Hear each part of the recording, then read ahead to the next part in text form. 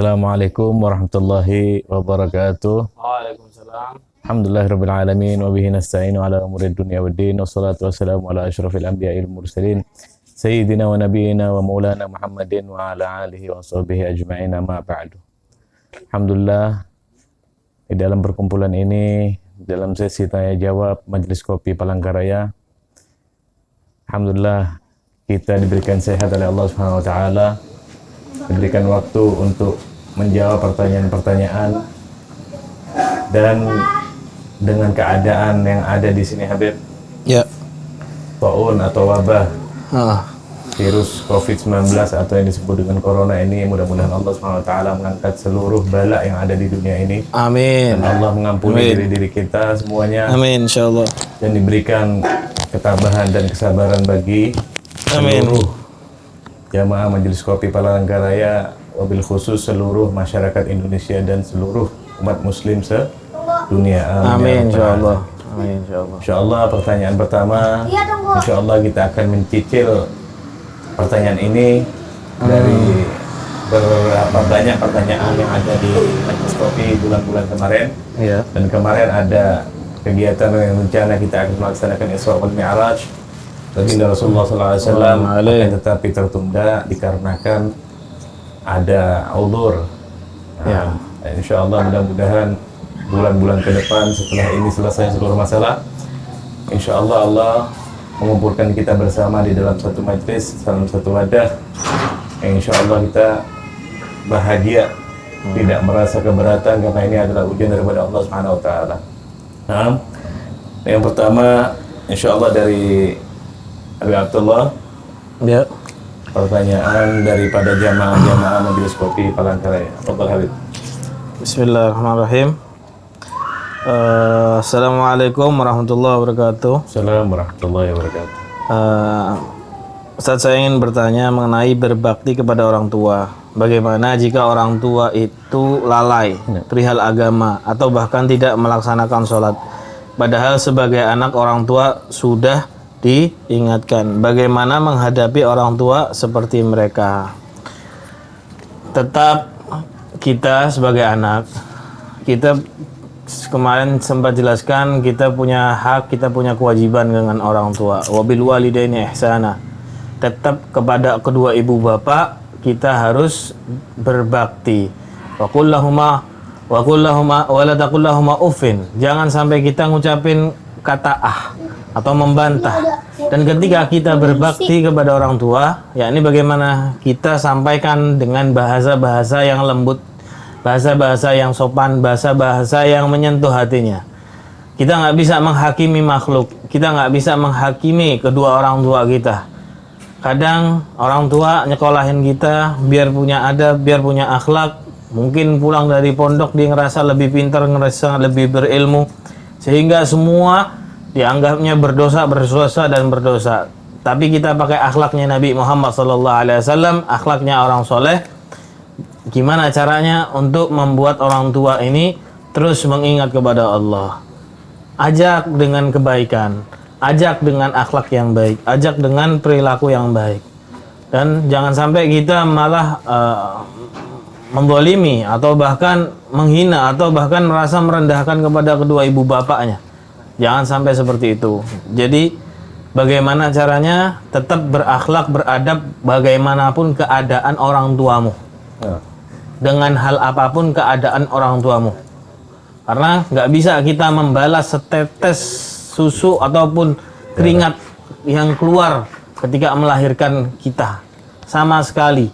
Walaupun nyawa kita digadaikan, tidak bakal bisa membalas hal itu semua kepada kedua ibu bapak kita. Jadi tetap fokus hormat sama orang tua dan selalu berbakti kepada kedua ibu bapak. Taruh di atas kepala.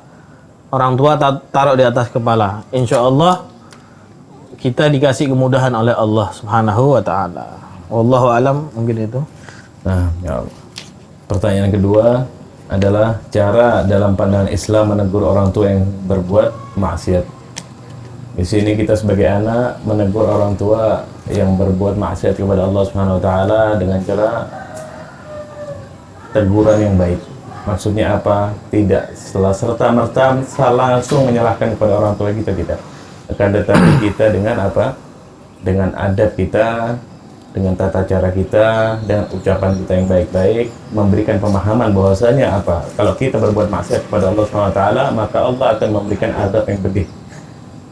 Bukan kita menakuti orang tua, akan tapi kita memberikan bahwasanya hukum Allah SWT itu hak, dan hukum dunia ini Allah akan mempertanggungjawabkan semuanya. Jadi dengan cara yang baik, memberikan tahu orang tua kita mungkin di dalam bermaksud kepada Allah dalam hal apapun, diberikan pemahaman yang terbaik untuk diri orang tua tersebut. Nah, Masya Allah. Dan pertanyaan yang selanjutnya yaitu, ada pertanyaan, bolehkah seseorang wanita menikah dengan orang lain padahal dia sudah dikhitbah oleh laki-laki lain? Jadi ini pertanyaannya, ada seseorang yang mau menikah sedangkan ada orang yang sudah mengkhitbah kepada wanita tersebut. Bagaimana, boleh nggak kita masuk di dalam khitbahnya? Dalam hal ini Rasulullah SAW juga sudah pernah menyampaikan, wala yakhtubur rajul bil mar'ah, jangan sampai seseorang itu mengkhitbah seorang wanita yang sudah datang seorang laki-laki lain yang sudah mengkhitbah wanita tersebut. Kecuali ayyutrakal khatib gablahu, si pengkhitbah yang pertama, yakni laki-laki lain itu, dia meninggalkan si wanita tersebut. Ini mungkin karena ada sebab, atau mungkin karena dia ikhtiar, sudah cari ikhtiar juga mungkin nggak pas, atau mungkin bagaimana, boleh kita masuk di dalam khitbahnya seseorang tersebut. Ataupun juga dalam riwayat yang lain juga dikatakan ma'dzun, meminta izin kepada seorang laki-laki tersebut, laki-laki yang mengkhitbah yang pertama. Tapi dianjurkan bagaimana selesaikan dulu bagaimana khitbah orang laki tersebut, dan si perempuan juga jangan sembarang asal menerima khitbahnya orang laki-laki lain. Sehingga ini yang dicarikan berkah, yang dicarikan di dalam pernikahan. Tujuan di dalam pernikahan tersebut itu apa? Mencari keberkahan. Misal laki-laki mencari wanita yang soleh, wanita yang soleha, mencari laki-laki yang soleha. Sehingga kemudahan ini Allah kasih jalan, Allah kasih aturan, kita kerjakan sebagai umatnya Nabi Muhammad, hambanya Allah Ta'ala, kita sesuaikan dengan apa yang telah dianjurkan oleh Nabi Muhammad SAW. Jadi bagaimana kita mau melangkah, sedangkan langkah kita ketika mau menuju satu pelaminan yang sakral, yang jelas ditentukan oleh Allah, tapi kita melampauinya atau melewatinya karena mungkin hawa nafsu, atau mungkin karena mengejar dunia, ini yang bahaya. Jadi perlu hati-hati, jangan sampai kita kelewat batas sehingga nggak tahu aturan. Mungkin ini sabda baginda Nabi Muhammad SAW, jadi pembelajaran untuk kita, jangan sampai kita masuk di dalam pinangan orang lain, wanita laki-laki lain atau wanita lain. Wallahu a'lam bishawab. Nah, pertanyaan selanjutnya, Assalamualaikum, ini agak panjang ini. Saya mau bertanya, kalau seandainya ada seorang anak yang bekerja berjauhan dengan orang tuanya ini menyuruh si anak untuk pulang ke kampung dengan khawatir dengan anaknya, akan tetapi si anak ini merasa dia lebih baik dari segi pekerjaan, pergaulan lebih baik di tempat yang sekarang dia bekerja. Pokoknya dia merasa kalau di kampung itu tidak berkembang dari ilmu agama dan lain-lain.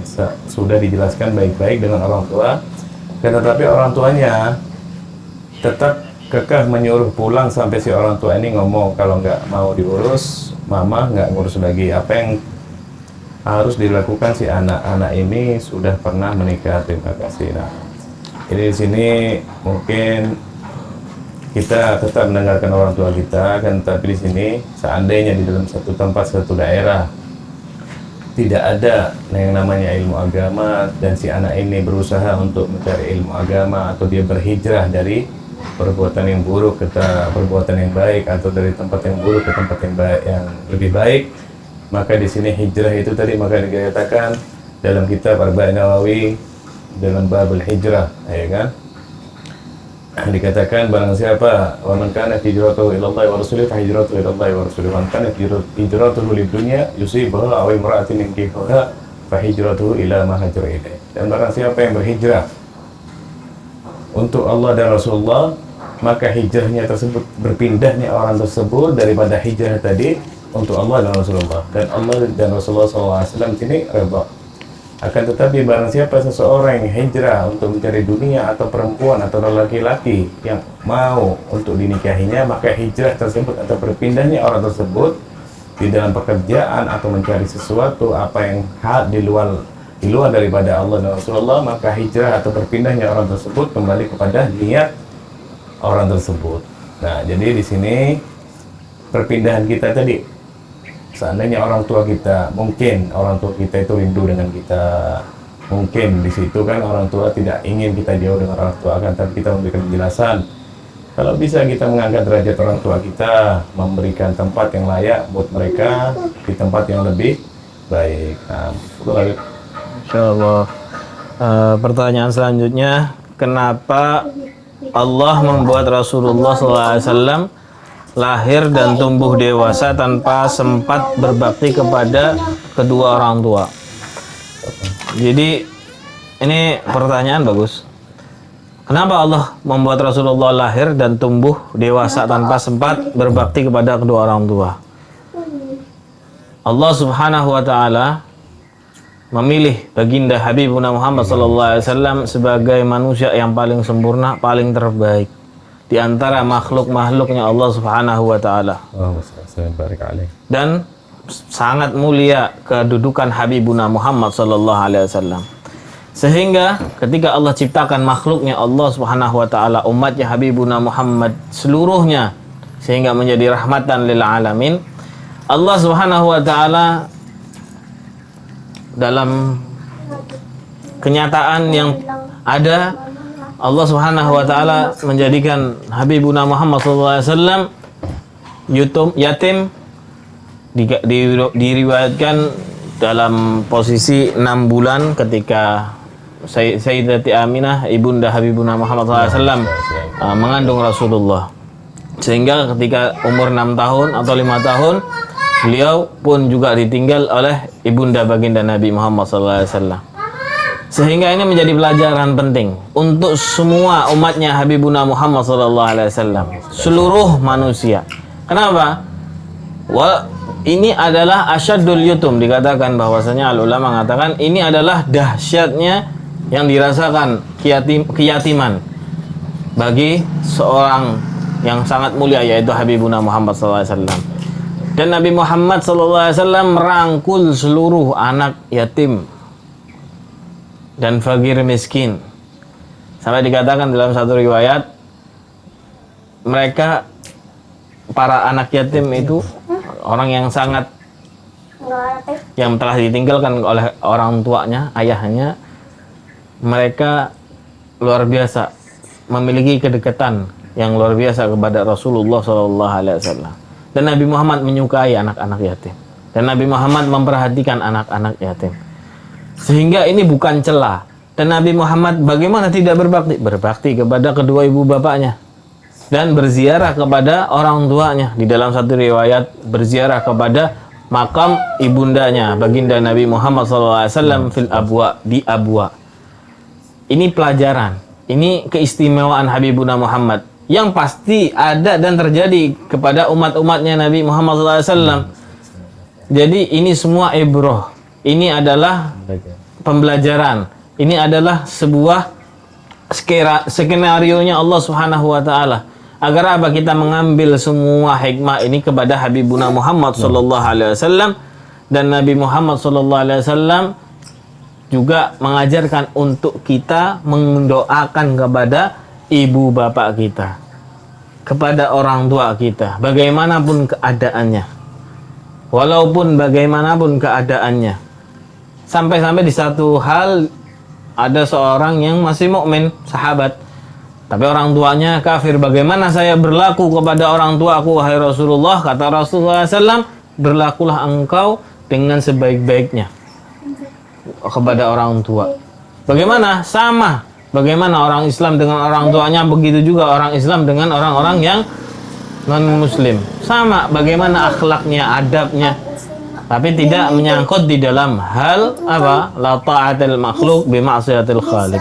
Tidak bisa bertaat seorang makhluk kepada makhluk yang lain untuk bermaksiat kepada Allah yang mencipta kita. Jadi urusan perkara agama tidak. Tapi urusan ada perilaku sopan santun, senyum, membantu, harta untuk orang tua kita keluarkan. Ini nikmatnya dan indahnya Islam. Ini adalah pelajaran yang ditunjukkan oleh Habibuna Muhammad sallallahu alaihi wasallam. Wallahu a'lam. Nah, pertanyaan selanjutnya, bagaimana ingin memberitahukan suatu hal tentang agama karena apa nih? Karena tahu sedikit dengan agama, misalkan anak misal mengingatkan sholat, takutnya orang tua merasa tersinggung, takutnya anak tersebut dibilang sok tahu dan sebagainya. Oh, di sini dikatakan ada yang bertanya tentang seorang anak yang ingin memberitahukan atau memberikan nasihat kepada orang tuanya tentang bab sholat kepada orang tuanya. Jadi tidak ada masalah seorang anak memberikan nasihat kepada orang tuanya bahwa yang sholat itu adalah tiang agama, sholat itu adalah kewajiban. Jadi kita memberikan masukan daripada orang tua, menunjukkan kepada orang tua kita bahwasanya ini kewajiban yang Allah Subhanahu wa taala perintahkan. Bukan kita nanti dikatakan sok tahu. Ya, memang kita kadang-kadang manusia ini seandainya menasihati seseorang dikatakan kita ini sok tahu atau sebagainya, sedangkan kita ini berkata yang benar. Jadi kita coba untuk memberikan pandangan kepada mereka bahwasanya hukum Allah SWT atau apa yang diperintahkan oleh Allah SWT jangan sampai ditinggalkan. Dan pertanyaan selanjutnya, Assalamualaikum warahmatullahi wabarakatuh. Bagaimana seorang anak menebus dosa kepada orang tua atas kesalahan yang pernah dilakukan di masa yang lalu? Jadi di sini menebus dosa daripada perbuatan, insya Allah seluruh makhluk di dunia ini yang punya orang tua pasti pernah merasakan namanya berbuat salah kepada mereka, yang sudah hidup ataupun yang sudah meninggal. Jadi yang sudah hidup, yang masih hidup, tetap kita minta maaf, minta redha kepada mereka. Mudah-mudahan hati-hati beliau meridhai kita dan memaafkan diri kita, dan kita meminta ampun kepada beliau-beliau atau orang tua kita tadi. Dan yang sudah meninggal, kita datang ke makam mereka, kita mendoakan mereka, mengirimkan Fatihah, mengirimkan tawassul kepada mereka. Mudah-mudahan Allah mengampuni dosa-dosa mereka, dan mudah-mudahan Allah meridhai diri kita tadi yang masih hidup di muka bumi ini. Tetap kita meminta maaf kepada mereka yang masih hidup, terutama ataupun yang sudah meninggal. Alhamdulillah. Ya Allah. Dan pertanyaan selanjutnya, apakah kedua orang tua yang mengadopsi mempunyai hukum yang sama pada orang tua sendiri? Nah, ini perlu penjabaran yang panjang. Adapun masalah adopsi anak, ini kita lihat bagaimana anak ini anak siapa. Ada orang yang mungkin anak orang lain, mungkin dia datang, mungkin yang tidak sedarah bahkan. Nah, selama masih belum sampai masa baligh, ya, untuk hukum wudhu, untuk kalau bila bersentuhan bagi si ibu atau si anaknya ini anak adopsinya laki-laki, mungkin masih bisa saja. Tapi ketika sudah mulai masa baligh, maka karena tidak satu gen ataupun tidak satu mahram yang bersambung kepada orang tuanya, maka anak yang dinamakan anak adopsi tadi, maka hukumnya seperti orang lain. Jadi tetap menjaga auratnya pun juga harus terjaga daripada anak tersebut. Benar kita membantu orang untuk mungkin mancing anak, ada yang bilang kayak gitu, atau mungkin ada, ya saya mau bantu orang ini biar mudah-mudahan bisa saya membesarkan anak ini sehat walafiat, ada kehidupannya, mudah rezekinya. Kita niat baik kayak gitu mengadopsi anak, tapi perlu diperhatikan yaitu masalah mahram, aurat, dan juga wudhu bagi anak laki-laki ataupun anak perempuan. Karena tidak satu gen, satu nasab, satu mahram dengan ayahnya yang adopsi. Jadi bagaimana? Kalau misal kita tahu ya, kita tahu nih misal ini anak adopsi kan gitu, sudah besar, kita harus jaga. Ya ini bagaimana? Jaga aurat, jaga wudhu, jangan sampai bersentuhan. Kalau sudah balik, sudah bersentuhan maka membatalkan wudhu kita, membatalkan wudhu suami atau membatalkan wudhu si perempuan tadi, istrinya tadi, dengan anak adopsi yang sudah dewasa ataupun balik tersebut. Jadi bagaimana? Bagi anak mungkin berbaktinya sama.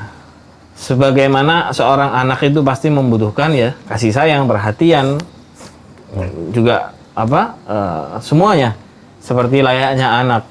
Tapi tetap bagi seorang yang suami atau bapak adopsi atau ibu adopsi ini harus memperhatikan masalah-masalah di dalam hukum fikih, di dalam hukum syariat Islam, karena tidak satu gen. Wallahu a'lam bishawab. Pertanyaan selanjutnya, bagaimana pendapat Ustaz tentang anak yang tidak tegur sapa dengan ibu tirinya? Ya. Nah, di sini dil asbab dikarenakan sebab apa kan kayak gitu? Tidak mau bertegur sapa dengan orang lain ataupun dengan ibu tirinya. Kayak gitu. Jadi, walaupun memang istilahnya walaupun ibu tirinya orang lain. Ya, orang lain, tapi dia tetap mahram, maksudnya bersalaman itu nggak batal. Nah, seperti Itu. Jadi untuk apa Batal nggak mencari batal. permasalahan atau permusuhan di dalam hal ini, kan begitu. Jadi kita mencari solusi yang terbaik. Barang siapa yang tidak bertegur sapa dengan saudaranya ataupun dengan orang lain selama 3 hari, ya Beb. Gimana hukumnya, Beb?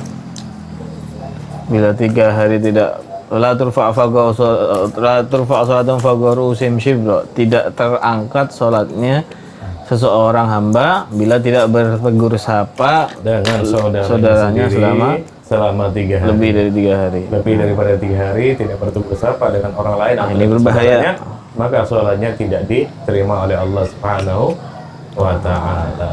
Wallahu a'lam bishawab. Dan pertanyaan selanjutnya yang terakhir insyaallah untuk sesi ini, bagaimana kita sebagai anak mengingatkan orang tua untuk beribadah tanpa menyakiti hatinya, dan bagaimana menyikapi perkataan kasar orang saat kita sedang hijrah. Oke. Ini pertanyaan pertama. Pertanyaan kedua, yang pertama, bagaimana caranya tanpa menyakiti hatinya?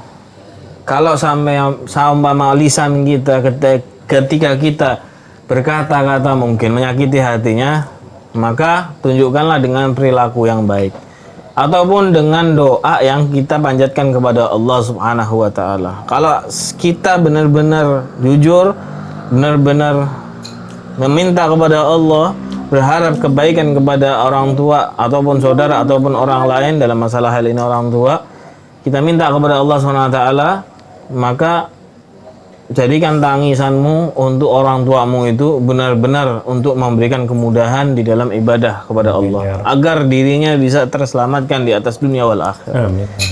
Karena tiada usaha kita kalau kita nggak ada rasa nikmat lah, kalau kita bilang. Kalau kita punya orang tua tapi orang tua kita masih jauh daripada rahmatnya Allah, bukan kita menghakimi orang tua, tapi kita mengharap kepada Allah, ya Allah berikan kemudahan. Doa dulu, berikan kemudahan agar dirinya mau beribadah, agar diriku senantiasa berbakti kepadanya. Minta sama Allah dengan tangisan, minta sama Allah. Dan lisanul hal afsahhu min lisanil maqal. Dengan keadaan itu lebih baik.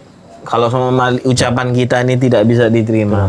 Dengan perbuatan itu, dengan keadaan, dengan cara bagaimana, tunjukin akhlak yang baik sama orang tua. Biar apa? Orang tua terenyuh dan tersentuh. Nanti punya teman, punya kenalan, ini ada pengajian Mak, ini ada pengajian Pak, ini ada itu Pak, ini itu. Pelan-pelan aja, nggak langsung ditegur begitu saja, nggak. Tapi, dan pertanyaan yang kedua, yang terakhir, bagaimana menyikapi perkataan kasar orang saat kita sedang berhijrah? Jadi dikatakan siapapun tidak bakal lepas daripada ujaran celaan orang lain, siapapun, manusianya siapapun. Dan juga ketika kita mencari teman, jangan kita berharap, oh nanti saya mau cari teman. Ini kata Al-Imam Al-Bujai di dalam kitab yang Salafun Saleh mengatakan bahwasanya jangan kita mencari teman yang tidak punya celah ataupun tidak punya aib. Ini mustahil dibilang. Kenapa? Namanya orang itu ada aja masalahnya, pasti ada juga aibnya. Maka kalau orang tersebut mencari teman yang nggak ada aib, dia nggak bakal dapat satu teman apapun. Orang udah baik tapi dicari-cari aibnya. Ini waliyadzubillah. Jadi bagaimana? Ihfad lisanak, jaga lisan kita.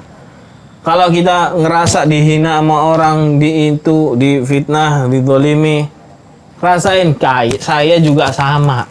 Orang lain juga sama. Jadi celaan itu tidak menjadikanmu rendah, pujian itu tidak menjadikan kamu tinggi. Kan gitu. Ayo. Jadi bagaimana? Alhamdulillah, berarti saya masih manusia. Saya dicela, saya dipuji, alhamdulillah. Masih dinasihati, kan kayak gitu. Pujian tidak menjadikan saya tinggi, celaan tidak menjadikan saya rendah. Karena apa? Semua adalah semua yang ditentukan oleh Allah Subhanahu wa taala. Tapi bagaimana cara kita untuk menghormati orang lain, kan kayak gitu. Karena apa? Orang yang menghormati, orang yang tidak menghormati, dia tidak bakal dihormati orang lain. Jadi kalau kita menghormati, insya Allah berharap dengan penghormatan kita kepada orang lain, Allah bakal memudahkan orang untuk menghormati kita. Tapi kalau kita hidup nggak menghormatin orang sama sekali nggak menghormatin kita. Karena apa? Itu tidak ada kesinambungan antara kita dengan orang lain. Wallahu a'lam bishawab. Dan juga saya menyampaikan kepada semua jamaah Majelis Kopi Palangkaraya dan juga tim kru Majelis Kopi, selalu semangat, selalu kuat, dan juga insya Allah mudah-mudahan apa yang kita kerjain saat ini Allah bakal memudahkan kita nanti di yaumil fid dunya wal akhirah, insya Allah. Amin. Dari apa yang sudah diusahakan, daripada apa yang kita sampaikan kemarin, insya Allah mudah-mudahan tim-tim kru terus berbuat agar sebanyak orang-orang yang insya Allah orang-orang yang fakir, orang-orang yang miskin, mereka dapat terbantu, dapat mendapatkan kehidupan di dalam kehidupan mereka. Dan saya juga kita menghimbau BPA, menghimbau untuk kepada semuanya untuk berdonasi di nomor yang bakal disediakan nanti untuk pada tim kru.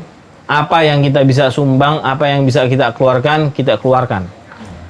Karena apa? Rezeki apa yang ada di tangan itu milik mereka, orang-orang yang lain. Insya Allah rezeki yang kita dapat, kita keluarin bakal bertambah banyak. Dan ini adalah wahdatul Islam. Ini adalah persatuan orang-orang Islam, persatuannya orang Muslim, orang mukmin, yaitu untuk membantu saudara-saudaranya. Ambil kesempatan ini, jangan sampai lepas dari hal ini. Jadi mungkin itu yang saya sampaikan. Insya Allah mudah-mudahan di pertanyaan selanjutnya tetap kita semangat. Mudah-mudahan donasi-donasi dari antum-antum sekalian dapat meringankan beban orang-orang yang ada di bawah kita. Amin. Dan Allah pasti mengganti rezeki yang engkau berikan kepada orang lain, dan Allah akan melipat gandakan rezeki tersebut. Assalamualaikum warahmatullahi wabarakatuh.